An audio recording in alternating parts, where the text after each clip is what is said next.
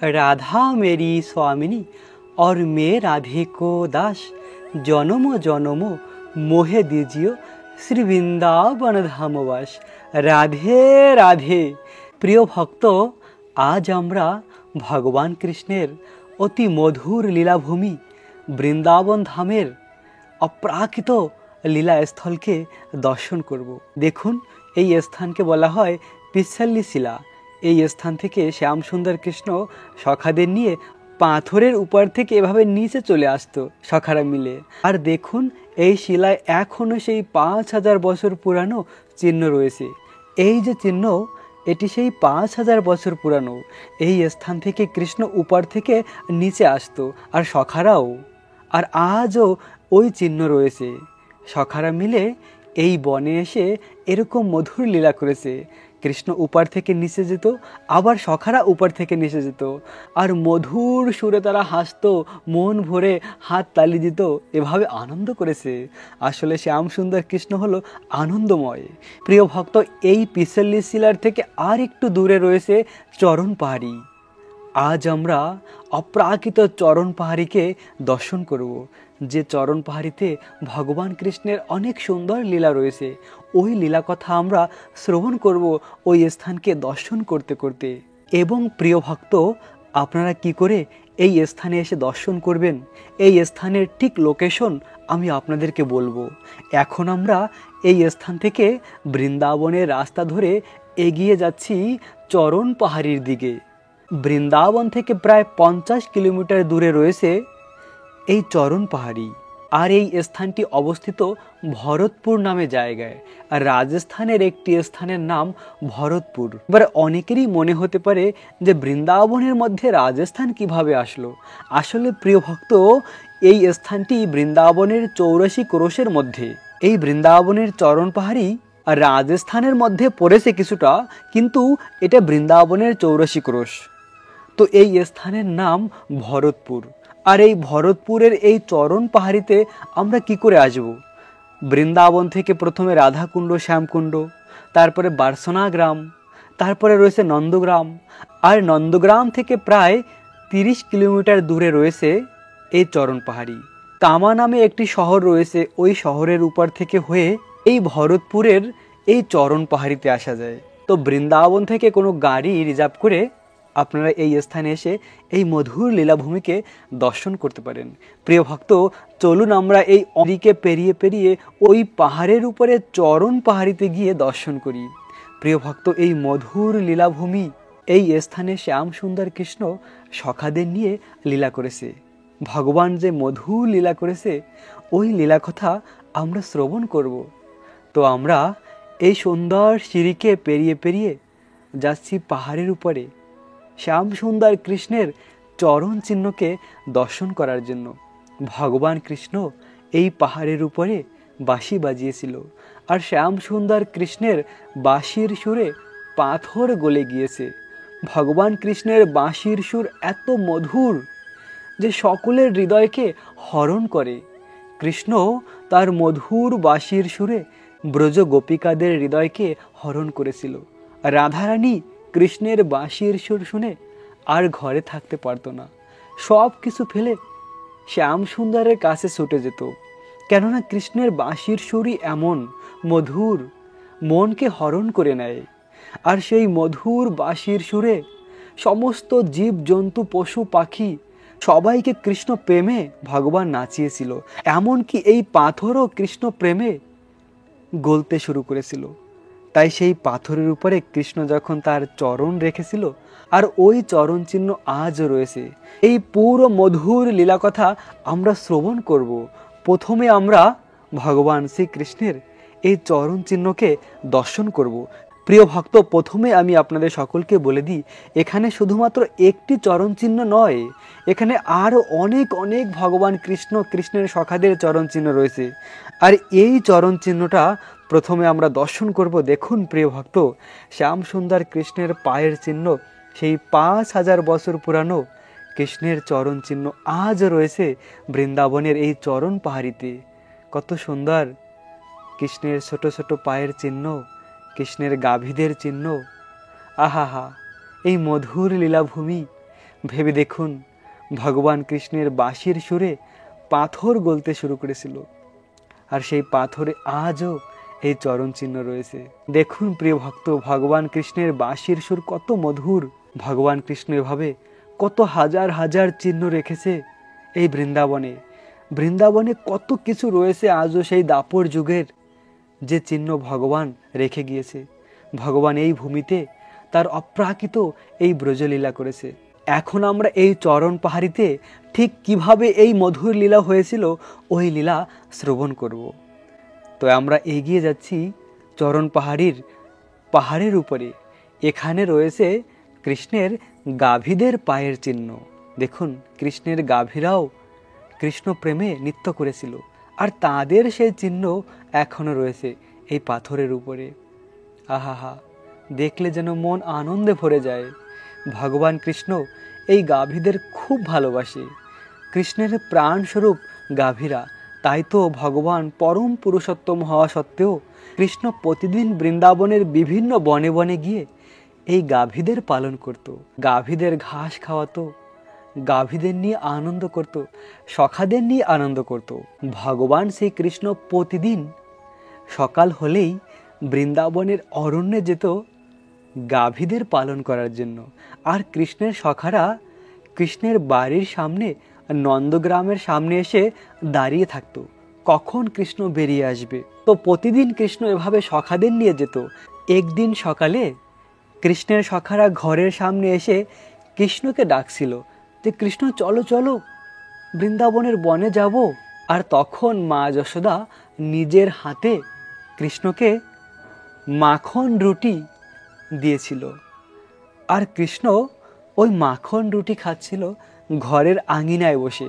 আর সেই সময় সখারা এভাবে কৃষ্ণকে ডাকছিল, আর কৃষ্ণের মন আর মানছে না, কতক্ষণে এই মাখন রুটি শেষ করে সখাদের সঙ্গে যাবে, সেই জন্য কৃষ্ণের মনটা আকুল হয়ে উঠেছিল। আর এদিকে মাখন রুটিও শেষ করতে হবে, না হলে মা যশোদার কথা শুনতে হবে। এবার মাখন রুটিও শেষ করতে হবে, আর সখাদের সঙ্গে এই মুহূর্তে যেতে হবে। এখন কৃষ্ণ কি করবে? আর ঠিক ওই সময় কৃষ্ণের ঘরের আঙিনায় গাছে একটি কাক বসেছিল। আর তখন কি হলো? আর লীলাটি এমন হয়েছিল, কাক এক ভাগ বড় সজনী, হরি হাত সে লয়ে যায় মাখন রুটি। বৃন্দাবনের এক রসিক প্রেমিক ভক্ত লিখেছেন যে ভগবান শ্রীকৃষ্ণের হাতে যে মাখন রুটি ছিল, ওই মাখন রুটি ওই যে কাকটি বসেছিল, ওই কাকটি এসে নিয়ে চলে গিয়েছে। ভগবান কৃষ্ণ চাইছিল তাড়াতাড়ি এই মাখন রুটি শেষ হয়ে যায়। আর ওই কাকটি গাছে বসে কৃষ্ণকে বলছিল, প্রভু তোমার মাখন রুটি আমায় দাও। তখন এভাবে ওই কাকটি এসে ভগবানের হাত থেকে মাখন রুটি নিয়ে চলে গিয়েছে। তাই তো এভাবে বলেছেন, কাক এক ভাগ বড় সজনী, হরি হাত সে লে যায় মাখন রুটি।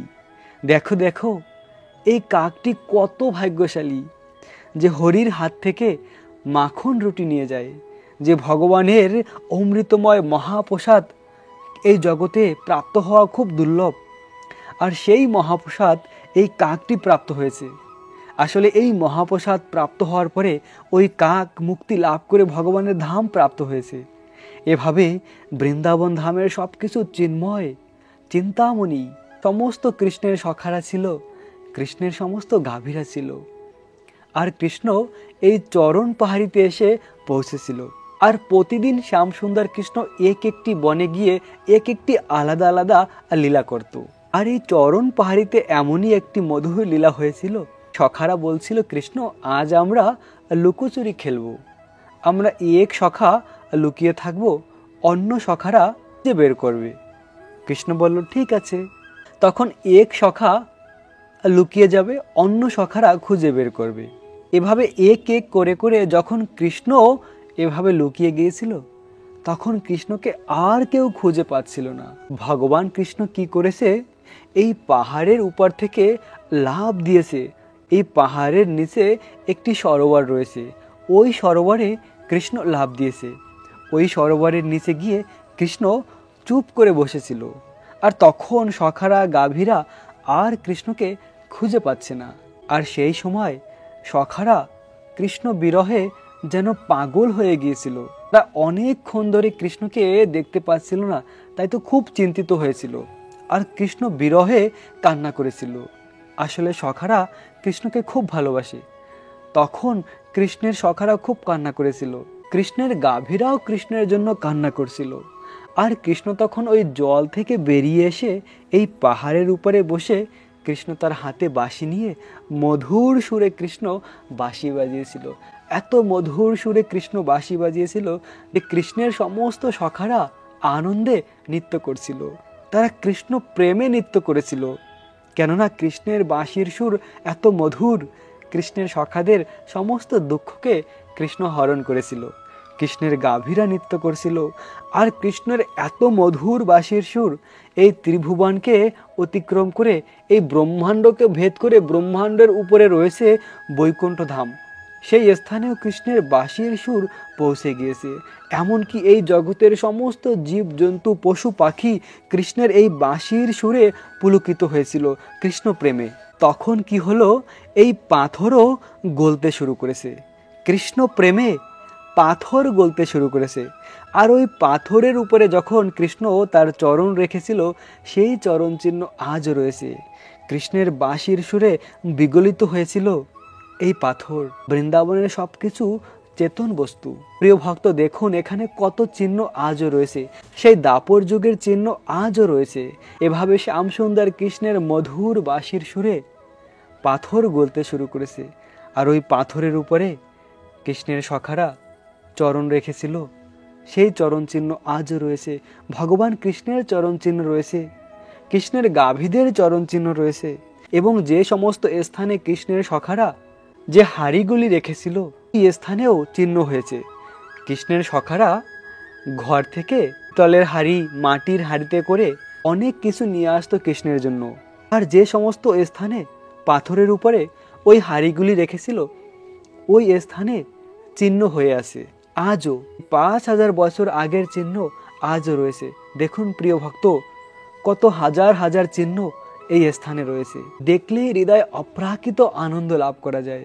সেই দুর্লভ লীলাভূমি আজও রয়েছে। দাপর যুগের সেই চিহ্নগুলি আজও রয়েছে বৃন্দাবনে। কৃষ্ণ এই জগতের সমস্ত প্রাণী পশু পাখি থেকে শুরু করে কৃষ্ণের প্রিয় সখাদের আনন্দ প্রদান করেছিল। প্রিয় ভক্ত, শ্যাম সুন্দর কৃষ্ণকে তার সখারা খুব ভালোবাসত। কৃষ্ণ ছিল তাদের প্রাণ। মা যশোদা প্রতিদিন কৃষ্ণকে বাৎসল্য রসে খুব সুন্দরভাবে সাজিয়ে দিত। আর যখন কৃষ্ণ বৃন্দাবনের এই অরণ্যে প্রবেশ করত তখন সখারা আবার কৃষ্ণকে সখ্য রসে সাজাতো। খুব সুন্দরভাবে কৃষ্ণের পাগড়ি বানাতো, বৃন্দাবনের সুন্দর সুন্দর ফুল দিয়ে কৃষ্ণকে সাজাতো। আর কৃষ্ণকে কত সুন্দর লাগতো সেই রূপে। এভাবে কৃষ্ণের সখারা বসে এক স্থানে পিকনিক করতো। সখারা এভাবে বলতো, কৃষ্ণ দেখো আমার মা বানিয়ে দিয়েছে, কত সুন্দর সুস্বাদু, তোমার জন্য, তুমি খাও। অন্য সখা বলতো, কৃষ্ণ দেখো আমার মা কি বানিয়েছে। এভাবে সমস্ত সখারা মিলে কৃষ্ণকে খাওয়াতো। আর কৃষ্ণ সমস্ত সখাদের মাঝে বসে থাকতো আর সখারা চারদিকে গোল হয়ে বসতো আর এভাবে কৃষ্ণকে খাওয়াতো। শ্যামসুন্দর কৃষ্ণ তার বাঁশির সুরের মাধ্যমে এই পাথরকেও গলিয়েছিল। দেখুন আজও রয়েছে বৃন্দাবনের ভরতপুরে এই চরণ পাহাড়ি। সত্যি অপ্রাকৃত স্থান এই চরণ পাহাড়ি। ভগবান শ্রীকৃষ্ণের বিভিন্ন বাঁশির সুর রয়েছে। ভগবানের কোনো একটি বাঁশি রয়েছে কৃষ্ণের গাভীদের ডেকে নিয়ে আসার জন্য, কোনো একটি বাঁশি রয়েছে সখাদের জন্য, আবার কোনো বাঁশির সুর রয়েছে গোপিকাদের জন্য, আর একটি বিশেষ বাঁশির সুর রয়েছে শুধুমাত্র রাধারানীর জন্য। আর ওই বাঁশির সুর শুধুমাত্র রাধার জন্য। আর রাধারানীকে যখন ডাকে কৃষ্ণ ওই বাঁশির সুর বাজায়। আর ওই বাঁশির সুরকে প্রাপ্ত করার জন্য কৃষ্ণকে অনেক তপস্যা করতে হয়েছে। কৃষ্ণ অনেক অনেক দিন প্র্যাকটিস করার পরে ওই বাঁশির সুর প্রাপ্ত হয়েছিল। এসব লীলা বর্ণনা রয়েছে ভাগবতমে। ভগবানের যে বেণু রয়েছে ওই বেণুর বর্ণনা রয়েছে। সেখানে এভাবে বর্ণনা রয়েছে ভগবান কৃষ্ণ যে বিশেষ রাধারানীকে মোহিত করার জন্য বাঁশির সুর ওই সুরটিকে প্রাপ্ত করার জন্য কৃষ্ণকে অনেক সময় তপস্যা করতে হয়েছে, অনেক কৃষ্ণকে প্র্যাকটিস করতে হয়েছে। আমরা যেমন বাঁশির সুর কিংবা কীর্তন শেখার জন্য অনেক অনেক দিন তপস্যা করতে হয়, তেমন শ্যামসুন্দর কৃষ্ণ রাধারানীকে মোহিত করার জন্য যে সুরটি প্রাপ্ত হয়েছিল, ওই সুরটির জন্য কৃষ্ণ অনেক দিন প্র্যাকটিস করেছিল। অবশেষে ওই সুর কৃষ্ণ শিখেছিল, আর ওই সুর দিয়ে কৃষ্ণ রাধারানীকে ডেকে নিয়ে আসতো।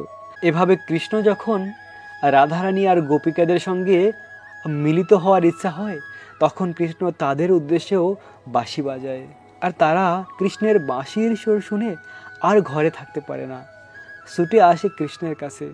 রাধা কৃষ্ণ আর গোপিকাদের এই প্রেম হলো পরম পবিত্র, সম্পূর্ণ বিশুদ্ধ এই প্রেম। আর এই লীলা ভূমিকে যদি আমরা ভালোবাসি, তাহলেই আমাদের এই দুর্লভ মনুষ্য জনম সার্থক হয়। 84 লাখ কীট পতঙ্গ জীব জন্তুর প্রাণীর দেহকে অতিক্রম করে অবশেষে আমরা এই দুর্লভ মনুষ্য জনম প্রাপ্ত হয়েছি। এই জনমকে প্রাপ্ত হয়ে রাধা কৃষ্ণকে ভালোবাসা উচিত। আর এই কলিযুগে রাধা কৃষ্ণকে প্রাপ্ত করার, বৃন্দাবন ধামকে প্রাপ্ত করার একটি সরল উপায় ভগবান কৃষ্ণ স্বয়ং দিয়েছে। এই ব্রজের কৃষ্ণ আবার এই কলিযুগে চৈতন্য মহাপ্রভু রূপে অবতীর্ণ হয়েছে। এই ব্রজের শ্যামসুন্দর কৃষ্ণ আবার গৌর সুন্দর রূপে অবতীর্ণ হয়েছে। কেন না, আমাদের সকলকে ব্রজের প্রেম দান করার জন্য। আর সেই ব্রজের প্রেম, ব্রজ বৃন্দাবনকে লাভ করার জন্য কি মন্ত্র আমাদের জপ করা উচিত, সেই শিক্ষা স্বয়ং ভগবান দিয়েছে। আর ভগবান কৃষ্ণ সেই তার গোলক বৃন্দাবনের প্রেমধন নিয়ে এসেছে। আর সেই গোলক বৃন্দাবনের প্রেমধন হলো হরে কৃষ্ণা কৃষ্ণ কৃষ্ণ হরে হরে, হরে রাম রাম রাম হরে হরে। এই হরে কৃষ্ণ মহামন্ত্র হলো গোলকেরও প্রেমধন। তাই তো বলা হয় গোলকেরও প্রেমধন হরিনাম সংকীর্তন। প্রিয় ভক্ত, এই হরে কৃষ্ণ মহামন্ত্র এত শক্তিশালী যে গোলক বৃন্দাবনের প্রেমধন হলো এই হরে কৃষ্ণ মহামন্ত্র। স্বয়ং ভগবান রাধা আর কৃষ্ণ থেকে অভিন্ন ভগবানের এই দিব্য নাম। তাই আমরা যদি এই কলিযুগে ভগবানকে প্রাপ্ত করতে চাই, তাহলে আমাদের এই হরে কৃষ্ণ মহামন্ত্র জপ করা উচিত। কলিযুগে ভগবানকে প্রাপ্ত করার সাধন হলো ভগবানের এই নাম জপ করা। আর এই শিক্ষা স্বয়ং ভগবান এসে আমাদেরকে দিয়েছে। তাই তো আমরা যদি ভগবানের ধামে ফিরে যেতে চাই, ভগবানের কাছে, যেখানে নিত্য আনন্দময় জগৎ, ভগবানের নিত্য ধামে জন্ম মৃত্যু জরা ব্যাধি দুঃখ কষ্ট নেই, সেখানে রয়েছে অপ্রাকৃত আনন্দ, চিন্ময় সেই স্থানে যেতে হলে ভগবানকে ভালোবাসা উচিত। আর ভগবানের প্রতি হৃদয়ে ভালোবাসা প্রেম বৃদ্ধি হবে কৃষ্ণ নাম জপ করার মাধ্যমে। তাই তো প্রেম ভরে আমাদের ভগবান কৃষ্ণের এই নাম জপ করা উচিত, বৃন্দাবন ধামকে ভালোবাসা উচিত। বৃন্দাবন ধামের এই ভিডিওকে দর্শন করার সময় মনে মনে চিন্তা করুন যে ভগবান কৃষ্ণের এই ধাম অপ্রাকৃত ধাম। ভগবান কৃষ্ণ যখন এই সংসারে লীলা করে, তখন কৃষ্ণ তার স্বধাম থেকে এই বৃন্দাবনকে নিয়ে আসে। প্রিয় ভক্ত, যে স্থানকে আমরা দর্শন করছি, এই স্থান এই জগতের কোনো স্থান নয়, সম্পূর্ণ চিন্ময় অপ্রাকৃত জগৎ। তাই তো এই বৃন্দাবন ধামকে হৃদয় থেকে ভালোবাসুন, আর ভগবান কৃষ্ণকে প্রাপ্ত করার জন্য হরে কৃষ্ণ মহামন্ত্র জপ করুন। দেখা হবে আগামী ভিডিওতে। আর রাখবেন নিজেদের অনেক অনেক যত্ন, থাকবেন কৃষ্ণ ভাবনাময়। রাধে রাধে।